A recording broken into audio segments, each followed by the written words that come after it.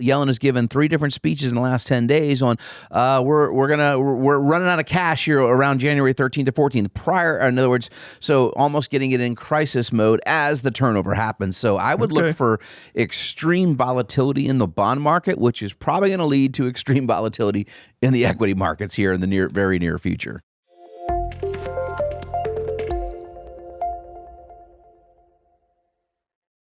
Welcome to Retire Smart with David Brooks. I'm Chip Maxwell. Well, David, as always, we're going to get to the news, but I want to remind people we kind of had a lull during the holidays, but here comes the parade starting this week with our most popular class, the estate planning in retirement. More on that in the second segment. Colin Kastrick, the estate planning attorney with whom we partner, is going to join us. But, David, we're offering more than 150 classes, workshops, events over the course of this year. And sometimes people ask me, why? Why do you, these are all no charge, no obligation. These things aren't generating revenue for your firm. Why the seemingly endless array of classes and workshops and so forth, David? Well, it just comes down to how we believe financial planning should really work. One, there's firms that will create you this financial plan and then print out a big, thick book with 130 pages or something in it in this really nice embossed leather binder, and you put it on the shelf, and what happened to a financial plan? I don't know. Have never looked at it again. And most of them have never read maybe 3 or 4 pages of it. We believe that financial planning is an ongoing piece, right? And there's different factors that come into play for our clients. And so we do education around all the key areas. And we have 5 main broader areas that we believe it needs to be included for a successful holistic plan. So we get to invite our clients. And of course, we do invite the general public. And selfishly, sometimes that's how we'll acquire new clients. In the end, it is a form of marketing, and we have no problem saying that, but it's really to educate our clients. So when we have a client maybe that's turned 64, we have an alert in our system, we send them the notice, hey, the Medicare class is going to be offered this month, et cetera, and that's who we want to attend because it's going to be their first time making a very critical decision when it comes to things like healthcare. All of our clients need to attend the estate planning class at some point or another, and we have so many, that's why we offer it so many times during the year. Same thing with Social Security. Once you're 62, we want to start inviting you to the Social Security classes because each year thereafter you have the option, if you choose, to turn on this benefit. And we have some new classes coming out this year. This past year we added digital assets. We added a planned giving class on charitable giving. We've got some advanced estate planning classes that we're going to be doing later this year. We have some classes specifically for entrepreneurs and business owners.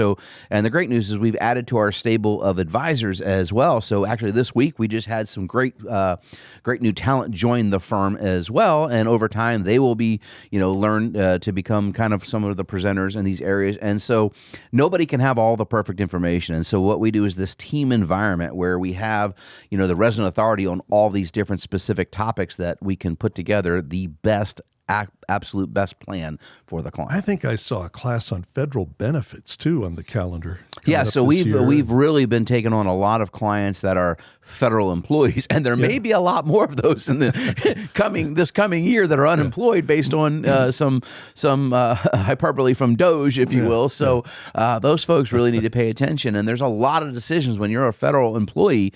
There's quite a bit there, SIRS and FERS. There's 2 different acronyms that we kind of follow, but we have specific software just for those employees as well. So yeah, lots and lots of opportunity to educate people. And again, people can come in any one of these classes. We have clients that they may not affect them, but can I come? Absolutely.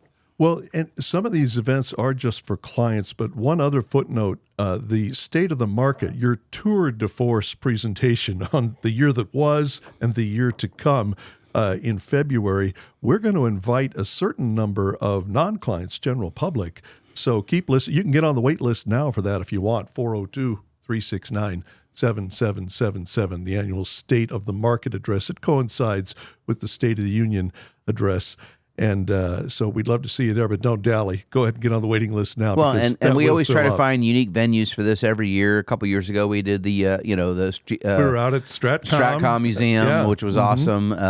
Last year, we actually did it at the Country Club near where I live. But it keeps growing. So this year, we've leased the Durham Museum for this presentation. So again, if you'd like to get on that list, don't dally. Get in here and get on the wait list. No, you can tour the museum too for free as part of attending the event. All right, into the news we go, David. And You sent me something from Fox Business. Egg prices in California reach $9 per dozen in some areas.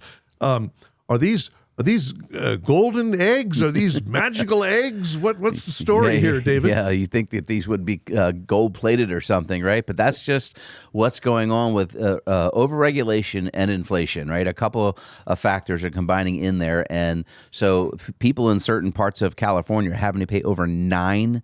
And we're not talking about going to a specialty store, a Trader Joe's or a Whole Foods. This is Walmart's in Chico. pricing, right? Yes, yeah, that's this one is of the Walmart that is pricing a dozen of eggs.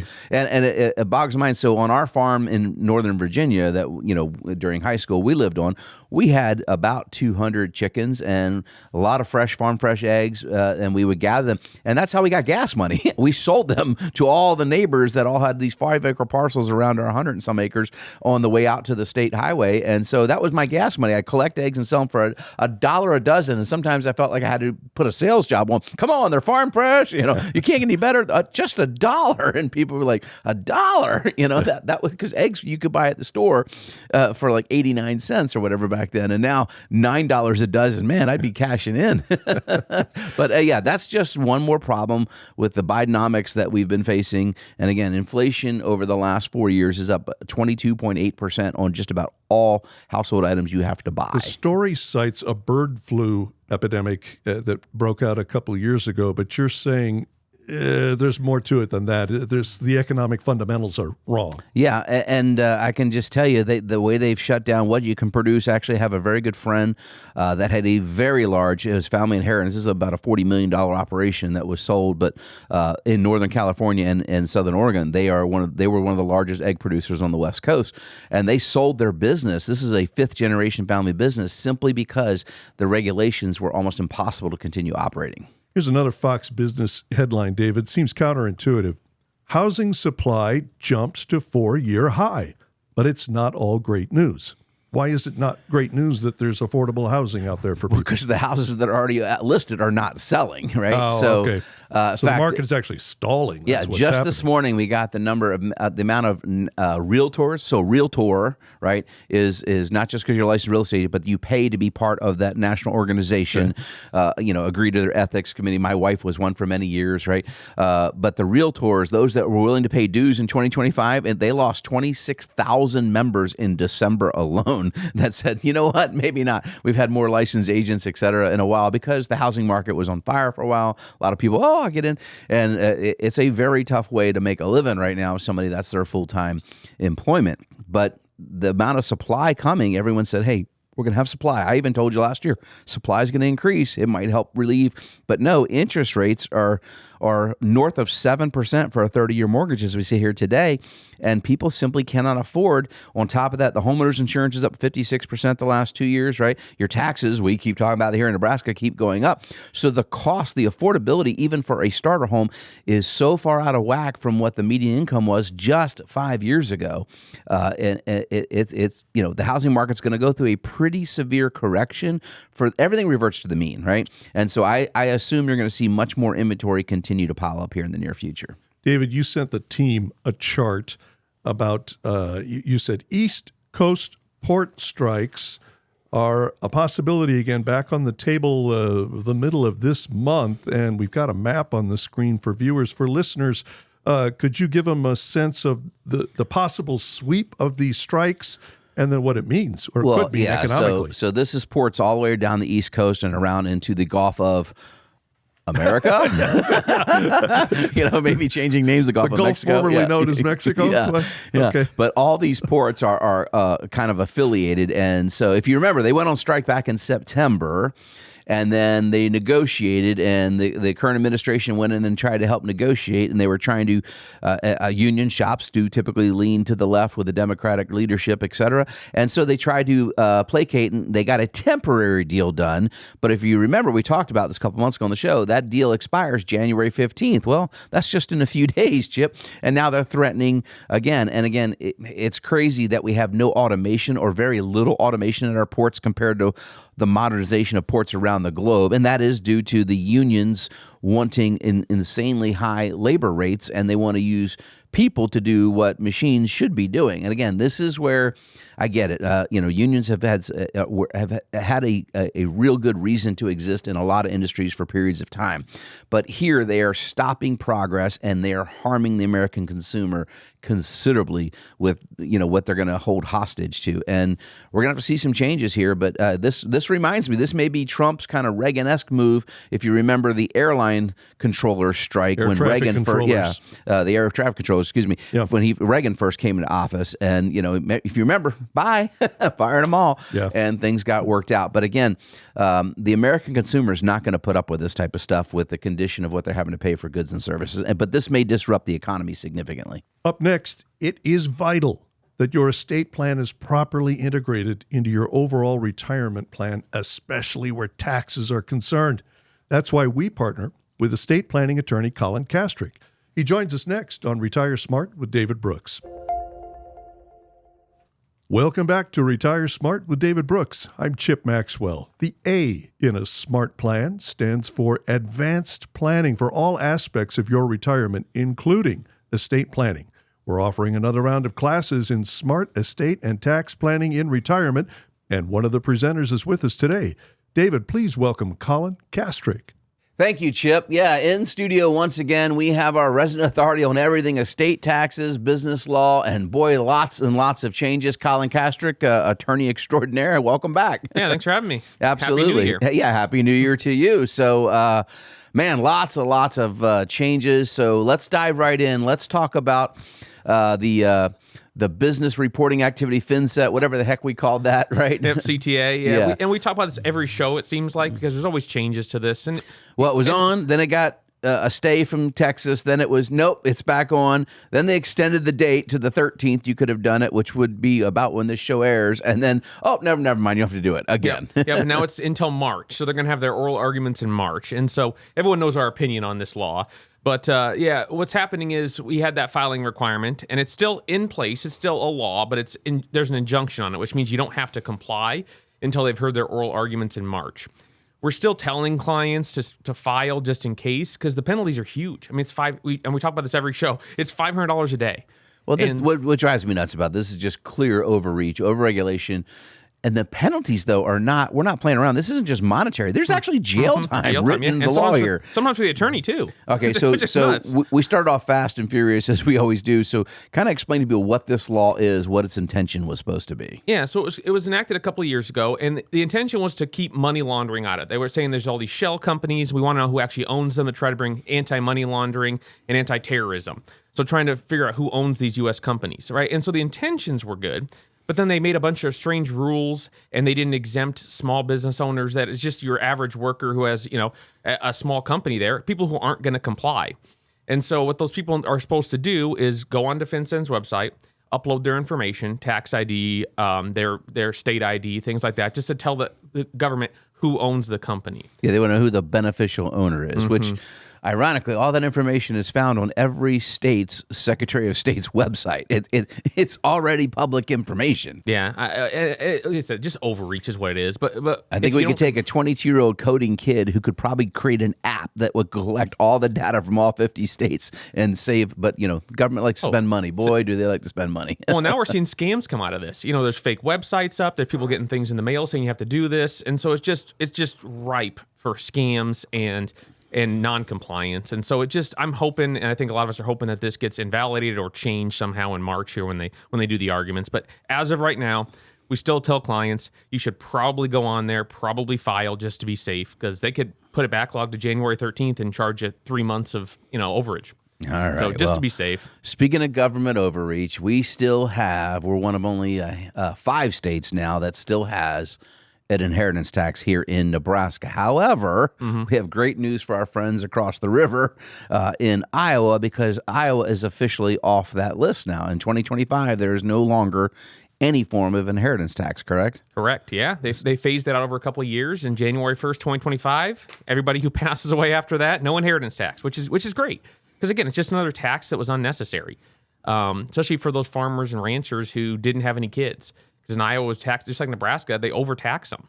And so it's a penalty for not having kids. In Nebraska, you can't get away from it. Everybody gets it. Iowa's was as long as they weren't your kids, you got taxed. But now it's gone, which is great. We're still here, and that's again one of the things you talk about in the estate planning class. By the way, the next one of those, again, last year, our absolutely most popular class, tax and estate planning, is coming up actually next week, right? Yeah, yep. January 14th and January 16th at Midwest Learning Center. Mike Schudel and I will be presenting. And Mike is, has a law degree. He's not a practicing attorney, but he's one of our most experienced advisors on our team here. He and Colin do an amazing job at this class. So I highly recommend, if you've never been, get on the list because it does fill up. You do have to RSVP. You can just give us a call at 402-369-7777 or just go to retiresmartomaha.com/events and you'll find it. But you do need to register. But you're going to be talking about the changes there. But unfortunately, what didn't change is if you're not married here in Nebraska, it's still 15% tax. And we have so many couples that cohabitat and their intention is, I'm going to leave the house to, Betty if I pass away, et cetera, and my IRA goes to my kids. I'm like, do you understand what that means, if you're not legally married? And so we're constantly fighting that battle to get people, even our own clients, educated on these very important topics. Yeah. It's unfortunate. Like you said, a lot. We don't have common law here, so there is no common law marriage. So if you're not officially married, anything they inherit is taxed at 15%, and it's due within a year. There's no extensions or anything like that. Actually, it's a huge penalty if you don't pay it in a year. Oh, yeah. And so if you have a house that's $500,000 you leave to your significant other that you're not married to, 15% tax is $75,000, right? Which means, and if they don't have that laying around, they either have to go get a mortgage on that house or unfortunately sell the asset, which is what we see happen often. This happens in businesses, farms, companies. I mean, just appreciated assets. So really think through what have you acquired, who are you leaving it to, and do you understand how to do that in the most efficient manner? Yeah. And then the topic of the show is kind of penalties. And so in Nebraska, if you don't pay that inheritance tax within 1 year, it's a 14% interest rate, late fee. What? Mm-hmm. I don't think I even realized it was 14%. That accrues daily. Mm-hmm. Yeah. It's they don't mess around here. And so you want to make sure that gets paid. A lot of people just don't know about it. And that's the unfortunate thing. I've had clients coming to me on the 11th month and say, well, we don't owe any tax. And I was like, did they have more than $100,000? Well, yeah. Well, you should probably look into that. Well, it used to be 40,000. I think we exempted, right? At least we got it to 100,000, and that it was 18%. I think right now it's 15. Yeah. But still, that's outrageous to me. All right. Well, that and a lot more what you'll learn about at that tax and estate planning class with Colin Kastrick and Mike Schudel. Again, I encourage you to attend that. So let's with the time we've got left, let's talk about what we think are the potential changes. So I've been doing a lot of research. We do our annual State of the Union update. We're having that for our clients and for you listeners out there. You can get on the wait list. We are going to allow a few of our listeners that are not clients to attend it this year because we're doing it, I believe, at the Durham Museum. So it's going to be a lot of fun. But we've got a lot of potential changes coming, and there's a lot of confusion on what do we think will stay permanent from what we call the Trump tax cuts and what will most likely expire. Yeah, and so that's a good event, by the way. If anyone can get in there, it's a great event they do annually. So yeah, that's the thing is that the Biden administration didn't make a lot of changes. They kind of left a lot of the Trump tax laws in place, but those tax laws, when they were passed years ago in the first Trump administration, they were passed to be a temporary law, right? So they were under what's called budget reconciliation. So it means it can't be permanent. So I think what Trump's aiming to do is make that law permanent, right? So that means the estate tax hopefully stays where it's at or goes up, which is good for people, right? And we're hoping that that all of the things that he originally put in, like increased depreciation for 179 and things like that, hopefully are put back into place for business owners. The other thing he's proposed is a 15% corporate tax, and so if you make your product in America, basically, exactly, right? yeah. There's a lot of his administration's talking about a lot of there's tax credits for American-made cars. Of course, he's talking about the 51st state being north of us potentially, and I was gonna say, with Trudeau and everything. and we've heard, I've seen maps now on Twitter or X of Trump land instead of Greenland. And so and that's the thing. Hopefully, it's all of the things that were enacted in that law, which is a good law for the most part. Obviously, they took away a few things I'd like to see back in there, but they're trying to make those laws permanent. And I think that there's a good chance that a lot of that happens. Well, I mean, a lot of things that are going to affect people if they're not paying attention to is QBI deduction, qualified business income. So if you have what's called a pass-through entity, this is if you have a corporation that you choose to file as what's called an S corp or an LLC, the most common, all the income you have passes through to your personal tax return. You don't pay any taxes out of the companies when they're structured that way. Well, right now you're benefiting at least most of them, not everybody. You and I are in the exclusions, but most companies are getting a 20% deduction right off their income. That's expiring. And so people need to be paying attention so they're at least prepared, because one of the things we're working on the presentation for the State of the Union is that what does each of these cost to continue, right? If they make these things permanent, or if they just do, and that's the other thing is you got to remember, you'd have to have an actual majority, 60 votes in the Senate to truly make it permanent. I don't think he's got it, right? Yeah. Because of the makeup. We got 53 seats that will probably vote. So it's probably through another budget act, which means they can only knock it out another 10 years, right? But it's over $3.8 trillion just to extend the income tax for that period. So it's helping people understand what's reality and what's going to come true. And obviously we'll know a lot in the next 90 to 120 days.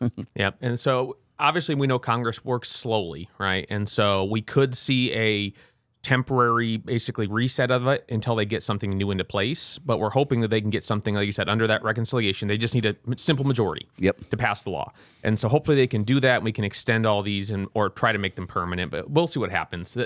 Everything that's been told by this administration is that we're hoping that these tax laws continue, and a lot of them are beneficial to estate planning. And so it's a good thing. It's crazy. Well, I don't have time this week, but next time I have you on, I want to talk about some new language that's being put in all the health insurance contracts this year, something I just noticed. So we'll tease that for the next time you're on. But if you folks would like to register for the class with Colin here coming up this week, again, it's January 14th or 16th, 6:30 p.m. at the Midwest Learning Center. But you do need to register. 402-369-7777. We are out of time, Colin. Thanks for coming in. Yeah, thanks for having me. All right, Chip, what do we have next? Up next, you have questions. David Brooks has answers. Q&A is next on Retire Smart with David Brooks. Welcome back to Retire Smart with David Brooks. I'm Chip Maxwell. Into the Q&A we go. David, the first question is about taxes. I have heard you and other financial advisors say this, but is there really a way to have a tax-free retirement, or is that just a gimmick? All right. Well, it depends on what type of tax you're talking about. So to be 100% really tax-free in life is very, very hard to do. But primarily what you're hearing us say is talking about income tax. Now, we also sometimes would like you to get rid of your property tax, and there is a way to do that here in the state of Nebraska, not in all states, based on how much income you show. Again, not a lot of people will qualify for that exemption, but primarily what we're talking about is income tax-free, and the answer is absolutely yes. We're able to get approximately 40% of our clients to that mark where they can literally be at a 0% income tax liability under current law. Again, laws can change, but you need to understand is when you're retired, most people are going to take income from the accounts they've saved up their whole life. And the problem is about 90 cents of every dollar the average American has saved for retirement is in a tax-deferred account. They have never paid tax on the deposits in there or the growth or the gains in those accounts. So when you take it out, you don't pay tax on the gains like you would just a regular outside account capital gains. You pay income tax on every dollar, the gain and the contribution. So it's the highest tax most people, unfortunately, are forced to pay. So when we talk about can we get you tax-free, the answer is yes. We show you how to legally move money from one tax bucket, as I call them, to a better tax bucket. There's tax advantage, there's tax-free, and there's tax-deferred, right? You have three different kind of buckets of money, if you will. And what we do is we show you how to move the dollar. So the answer is yes. And why it's so critical, Chip, is because a lot of people don't realize it's not just the income tax then, because then when you're on Social Security, again, we could see changes coming. The current incoming president has promised to get rid of tax on Social Security, but we sit here today, Social Security is up to 85% of your Social Security is taxable for the majority of retirees, and that's because if you have other taxable income. However, if you only had tax-free income, such as Roth distributions, your Social Security could be tax-free without any changes in the law. On top of that, when you go on Medicare, if you have too much taxable income, a la big IRAs, we always call it a success tax. People walk in with $1 million to $3 million in their IRA, they don't have no idea how big the required minimum distribution is going to be in their 70s. And not only do they pay income tax on it, now they pay a penalty tax for Medicare Part B and a penalty tax for Medicare Part D. And oh, by the way, if you're married, it doesn't matter if it's only your IRA, your wife or spouse or significant other pays those two taxes. So we talk about all the time, you could pay 8 different taxes on one IRA distribution. So it's not a gimmick, but you have to do the math and have to do the work. Well, and I keep thinking of your mantra, you don't know what you don't know. I mean, it's amazing. We're not cheating, but let's not leave on the table anything we don't have to. No, you don't need tax loopholes. You don't need to do anything that's going to get you in trouble. You need to understand the tax code has 1,700 incentives written in it currently for you to pay less tax. Otherwise, we would just have a flat tax, which I'd be all in favor of, but I don't see that in our future. Until then, come visit with us and make sure that you're getting every advantage possible. All right, David, the next question is about Medicare. In March, I will turn 65 and will go on Medicare. I'm really confused with the supplements and what I'm supposed to do. I keep getting all these postcards in the mail from Medicare salespeople, but I think I need to learn more. Where should I look for information I can trust? Well, ask and you shall receive, friend, because later this month, David, we have a class on this very topic. And we were just talking in the first segment how many classes we have this year of 150. Yeah, so several of those will be what we kind of call the ABCs of Medicare, and it's really important that you understand before you make your selection. And I like to keep things simple, so I kind of reference that old Fram Auto Parts commercial from the 80s. I'm aging myself here, but you can pay me now or you can pay me later. And that's kind of how Medicare works. You've paid out your payroll taxes your entire life to be eligible to access Medicare, but Medicare is not free. You now have to pay premium, and we just talked about it, Medicare B and D. That is for your out-of-pocket expenses other than hospitalization. So Medicare A only covers you for the hospital. B is everything that happens outside of it, all right? And then D is your prescription drug program. So I skipped over the letter C. Well, that's on the other side of the aisle. That's the pay later scenario, and it's highly profitable, more profitable for the insurance carriers. So that's what they push very heavily on the TV. Joe Namath, get your Medicare benefits, et cetera, right? So we just want to make sure you're educated. I don't care which side you choose. I certainly have a preference. Both my parents are on supplements, not Advantage plans, and there's a reason why. But anyway, we do have a class where we go through the 4 key areas, A, B, C, D of Medicare, the taxation rules that apply to it as well, and give you a lot of great information so that you can make an educated decision. So I don't have the dates right in front of me, but I know it's coming up. If you just go to the events page on our website, you'd be really, really well suited to go to that class. It'll be on January 25th. And in fact, Miles Morrissey, one of our financial advisors, who will be the presenter, he's going to join us next week on the show. So we'll go into more detail. And he may know a thing or that. two about Medicare. His dad has literally been in the Medicare field for decades. So we're excited about that class. More on that to come. In the meanwhile, David, let's shoehorn in one more question. This one's about marriage. I am a widowed retiree contemplating remarriage. Would I blow up my retirement plan by getting married again, or is it possible to harmonize another marriage with an existing plan? It's absolutely possible, but it's critical to ask these questions up front. So don't rush into the marriage. And if you're one of our clients, we are going to talk about, and again, I know you probably love your spouse, but in Nebraska, there's no such thing as a post-nuptial. When you're married, you now have community property, right? So a prenuptial is critical, especially for late in life marriages. In other words, if you have assets that we want to flow to your children when you're no longer here and you remarry, without the right estate plan properly executed up front, your wishes may not actually happen. Your dollar, and we see this happen all the time in industry. People come in, well, I thought I listed my kids. Well, your spouse now even and may be the one acquiring those assets. So again, there's not a lot we can't solve with some pre-planning, and you may actually increase your tax savings by being married the way our current tax code sets up. So I would tell you we have a much larger amount of dollars we can fit into the same tax bucket for things like Roth conversions, et cetera. So being married could become a distinct advantage. We would just want to know that, work those numbers with you, and make sure if we need to have some legal documentation like the prenups, et cetera, done first. So we're good. Again, we deal with this all the time. I sit in conferences all the time with people that are late in life marriages, with widowers or widowies, just second marriages from divorce. We want to make sure the assets go where you want them to flow, and you need to do it with proper planning. But yes, we can absolutely accommodate that. Up next, it looks like freedom of speech may be returning to Facebook. We'll tell you about it next on Retire Smart with David Brooks. Welcome back to Retire Smart with David Brooks. I'm Chip Maxwell. Well, David, you sent me the headline from CNBC. Meta, which of course is the corporate umbrella over Facebook. Meta scraps fact-checking, brings back political content in latest Trump-friendly move. What's going on here, David? Well, we're seeing all the tech companies try to cozy up, Jeff Bezos included at Amazon, with Trump. They've all been visiting Mar-a-Lago prior to his inauguration coming up here in about 10 days and are just trying to get a little friendlier. And so Meta has realized that, all right, we're losing ad revenue and we're losing just total views compared to X, formerly Twitter, Elon Musk company. So, I mean, I'm slightly skeptical here, but I will give Mark Zuckerberg credit. He brought Dana White, and that's the second pretty conservative person that they've recently added to the board of directors for Facebook or Meta.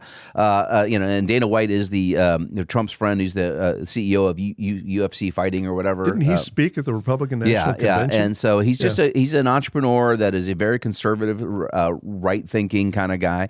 But anyway, I just think it's interesting that they are, okay, maybe we went too far. And I mean, Zuckerberg put a video out saying that. Now, his image has changed. Now he's beefed up. He's been working out. He's wearing like a chain and a t-shirt look versus his old hoodie. And he's purposely trying to change his branding and his image. But I mean, look, that's a smart move. Zuckerberg is a smart kid, right? I call him a kid. He's a smart guy. When they first launched Facebook and took it public, they didn't realize mobile was how they're going to make the money, right? Of course, today we all use these things on our phones. But back when it went public, they struggled for a while. It took them about a year to really get their revenue going. And so they do make changes. So I'm going to give them credit where credit's due. The fact-checking done by the community is a pretty fair way a crowdsourcing way to do it. And I think social media platforms that want to instead of, we're not going to let you put this stuff out here. And we'll see if they allow, there's a lot of political pundits that are not able to monetize those websites or pages on Facebook, et cetera, where they can on other sites, right? They earn revenue, the pundits, if you will. So if that comes back, then it really is free speech. But anyway, I think it's a move in the positive direction. So I'll give them the benefit of the doubt for now. All right. Well, let's indulge ourselves and put on our tinfoil hats for a moment here, David. There were headlines all over the news about this. This one's from CNN. Major incident. China-backed hackers breached U.S. Treasury workstations. And people have been speculating about this. You're not so sure that this... Are you suggesting, David Brooks, that perhaps this was staged? Well, I think the door was opened on purpose, kind of like maybe the January 6th doors were unlocked, the steel doors, that can't be unlocked. Weird how that happened, right? And I actually posted an AI photo of Janet Yellen. Mao jacket. Mocked up here on our internal communication, joking about it. But yeah, there's a lot of theories going around there because you got to understand is Janet Yellen really did the country a disservice by trying to suppress interest rates to help the current administration, which is still in office pre-election. And so for the last 24 months, instead of refinancing the normal pattern of refinancing U.S. debt, we are now going to have $7.6 trillion has to get refinanced this year. And now it's going to fall in the new Treasury Secretary's lap and President Trump and VP Vance. And it's quite the problem. And the bond market is signaling, we're not going to take it here. And so interest rates as of this recording are over 4.7% for the 10-year U.S. Treasury. That's 110 basis points higher than when the Fed started cutting interest rates last September. So this is a lot of issues here and a lot of problems. But yeah, I don't think this was just a pure hack. I think this was they're trying to get some cover, if you will, on why maybe something's not going to be awry on the balance sheets within the U.S. Well, Treasury. so this is an entree or an opportunity to destroy some documents or to do what exactly? On top of that, Yellen has given 3 different speeches in the last 10 days on we're running out of cash here around January 13th to 14th. In other words, so almost getting it in crisis mode as the turnover happens. So I would look for extreme volatility in the bond market, which is probably going to lead to extreme volatility in the equity markets here in the very near future. Well, speaking of market volatility, right before we sat down to do this show, you sent me this CNBC headline. Howard Marks sees cautionary signs of a bubble, says investors shouldn't ignore today's high market valuation. Well, Marks is a famously well-known value investor, and actually you've been sounding a similar warning in recent weeks. Yeah, so Mr. Howard is actually on the value side. So much like Buffett's kind of thesis with Berkshire Hathaway, they're trying to buy companies that are undervalued, right? So they're not chasing the hot dots, if you will. Typically, that's not his investing thesis, but he constantly is tracking the traditional metrics we talk about on the show all the time, normal valuation metrics of the market. And he talks about in his memo that, again, 22 times forward earnings is pretty significant price to pay, or 28 times current earnings is an expensive marketplace to purchase stocks. And so at some point, it has to revert to the mean. So he's just putting a cautionary tale out there. We've talking about this market can correct, and when it does, it will correct pretty quickly. And most people are caught, kind of unaware or not prepared for it. And so the lesson here is for our listening audience is, listen, if you have a professional, financial professional you're working with, are they proactive? Do they have strategies in place that can react in real time to help your portfolio sustain the longevity and the income distributions, things like that you're going to need?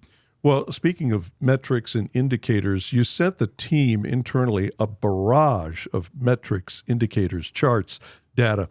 The first one is, you sent a message saying one chart to explain the next 30 years. Well, that gets my attention. We're looking at GDP versus T-bills, I believe. And what do you see here, David? Well, so as you can see, if you start back 30 years ago, right, when interest rates were extremely high all the way back into the 80s, right, where was our GDP low? And our GDP starts to grow as the rates come down, right, and vice versa. So you understand it's simply a reverse correlation here. So when interest rates go up, GDP is probably going to come down. And so we're seeing right now we're in this stagflation period that I think is set in. Now, are we going to have inflation rip again like we did going from the 70s and the 80s where we thought we had inflation under control and then it rips higher again? Or are we going to be in one of these areas where no, inflation's done and rates are going to start to come down, which is what the Fed is trying to sell you on, but the bond market's telling you, not buying it. And again, the bond market is over 700 times larger than the equity markets. And I need people to understand that's why we call it the smart money. The bond market tells us what's going on. And the bond market is telling you we don't see a recession right now, but we do see one in the future, and we see inflation is the primary problem right now. And again, I'm telling you right now, you're going to see CPI, the January read, which we won't get until the middle of February, is going to be over 3%, right? Everyone thought we had inflation licked all the way down to 2.4 4 months ago. Went to 2.6 to 2.8, and you're going to see it 2.9 for December. We're going to get that read later, and then you're going to get next month, you're going to see it back over 3%. That is not getting inflation under control, and that's what the bond market is telling you. So when you say it's going to explain the next 30 years, what do you mean? What does it tell us? So if inflation rips up and we have to do what Paul Volcker did the last time we had the inflation actually get ahead of the curve, they had to take interest rates to 20%, right? I mean, they ripped them through. And then we ended up with a 40-year bull market in bonds where interest rates came down. And again, most financial advisors have not been around long enough to even understand how to operate in a rising rate environment. 20% interest rates. Yeah. That's what I'm saying. It's like my first house. I was literally talking with one of the advisors on the team. He's going to be getting married here, and he's just contemplating buying his very first home, right? And so I kind of explained to him. He's like, "Man, 7% interest rates." I was like, "Man, my first interest rate was 10.75." Yeah. And I don't want to ask you because yours is probably a little higher than that. You're a little older than me, Chip. Not much, but anyway. So Can't when I resist working that refinanced in. my first house, which I bought, I think we paid $93,000 for this, the first house Melissa and I bought. We refinanced at 7.5%, like 3 years later, because interest rates were coming down in the early 90s. And we thought we'd hit the lottery. Wow, 7.5%. This is amazing. So again, all things are relative. But if you go back the last 50 years, the average mortgage rate is 7.12. And guess where they are today? 7.12. So they're actually average right now. But again, people are not prepared for it, which is why I think housing prices have to come down more so than I think interest rates have to come down. David, you sent the team, I guess it's a rogues list, a rogues gallery here, serial convertible bond issuers, and most of these ended up going bankrupt.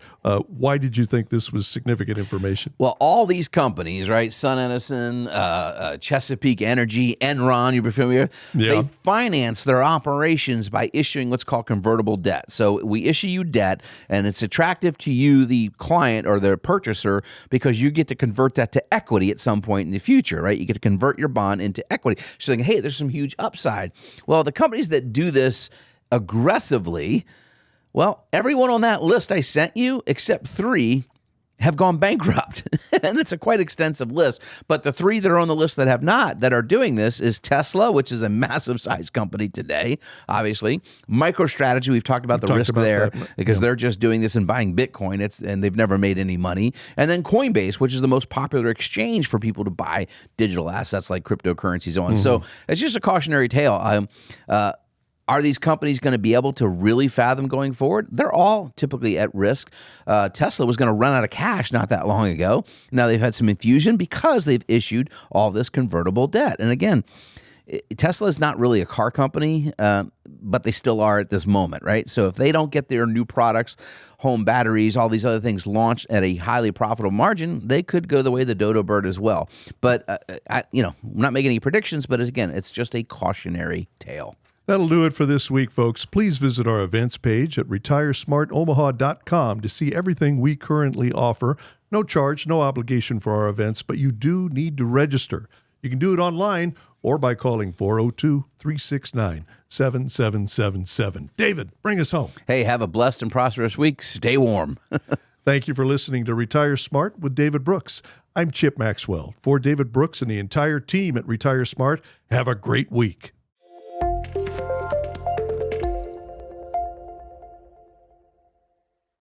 Colin Kastrick and Kastrick Law LLC are not affiliated with Retire Smart and were not compensated for his appearance or any implied endorsement. However, Kastrick Law is a tenant of and may share clients with Retire Smart.